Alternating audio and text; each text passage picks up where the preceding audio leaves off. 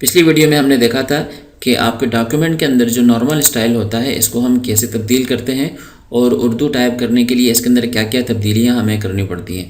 ابھی ہم یہ دیکھیں گے کہ اگر میں چاہوں کہ جو تبدیلیاں میں نے کی تھی نارمل اسٹائل کے اندر، ہم نے اس کا فونٹ سائز تبدیل کیا تھا، فونٹ اسٹائل تبدیل کیا تھا اور ٹیکسٹ ڈائریکشن میں نے اس کا رائٹ ٹو لیفٹ کر دیا تھا۔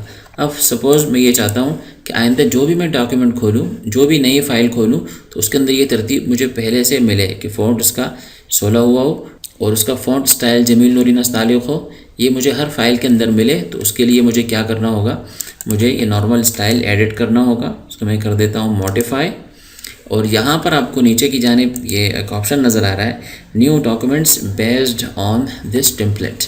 اس کو چیک لگا کر اس ریڈیو بٹن کو کلک کر کے میں اس کو کر دیتا ہوں اوکے۔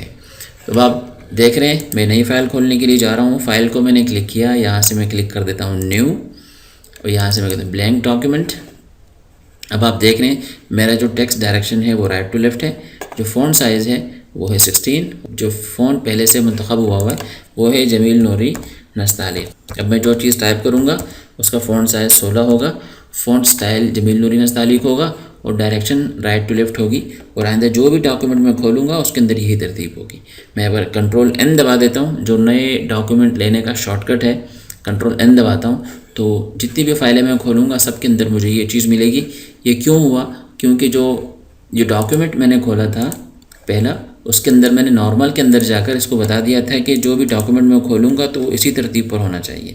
تو آپ نارمل اسٹائل کے اندر تبدیل کر کے اگر اس بٹن کو چیک لگا دیتے ہیں، آئندہ جو بھی ڈاکیومنٹ آپ کھولیں گے تو آپ کو سارے ڈاکیومنٹس اسی ترتیب کے مطابق ملیں گے۔